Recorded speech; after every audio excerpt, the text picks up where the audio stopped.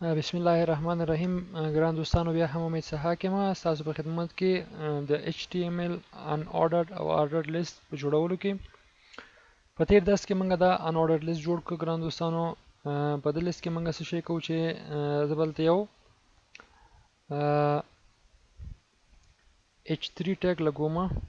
H3 خو ان شاء الله یاد به نه یوته چې دا heading 3 دی. H3 مې کلوز کو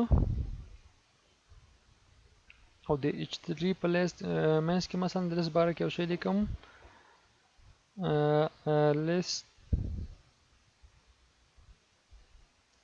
list of items I need. list of the items I need control S سره سیف. اوس یو ریویو وکړو. دا ګوري دوستانو list of item I need د نوم راغی، نو دغه لیست کې دغه ایټمونه دي. اوس که وغواړو موږ دغه بولټس چې کوم یو دي دغه چینج کړو. ګران دوستانو، دا اوس ګوري تاسو یو تور ټکي دي. دا ټکي زه غواړم په چارکونجه باندې تبدیل کړم. د دپاره راځم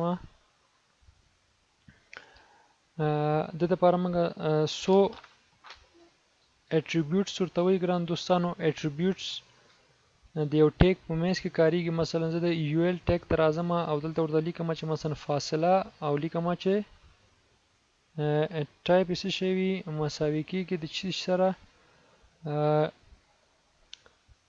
ډبل کوټیشن اخلو. دا ډبل کوټیشن ګران دوستانو.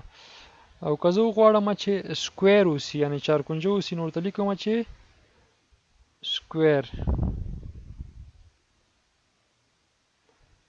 سکویر مې ولیکه او ګران دوستانو دا ډبل کوټیشن مې ورته ورکو او کنټرول اس سره مې سیف که.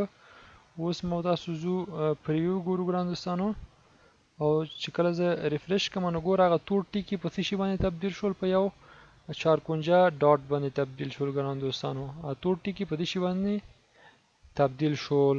که اوس زه وغواړم چې ګران دوستانو دا یو سرکل شي یا یو کړۍ غوندې جوړه شي، نو درته ورته لیکم چې سرکل ورته لیکم. ګران دوستانو، ورته مې ولیکل چې سرکل.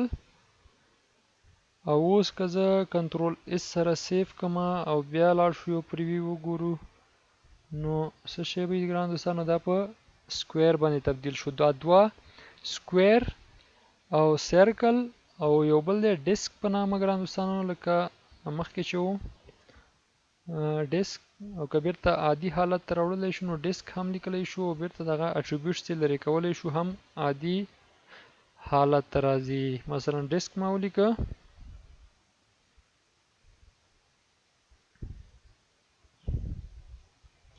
ما ګران دوستانو ډیسک ولیکه، کنټرول ایس سره لاړم، دا مې ریفریش که، نو څه شی شو ګران دوستانو، دا بیرته په یو ډیسک باندې تبدیل شو. دا درې اټریبیوټس دي ګران دوستانو چې په هغه کې کاریدل. په د unordered list کې د درې اټریبیوټس منګه کار کړ.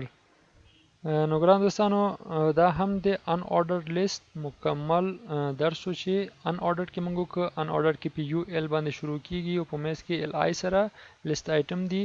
د list item دلته attributes ټیب، ډیسک، سکویر او سرکل دا هم پکې کار کو. په راتلونکي درس کې به موږ unordered باندې لیست باندې لږ ذره کار وکړو. په لوی خدای مو سپارم.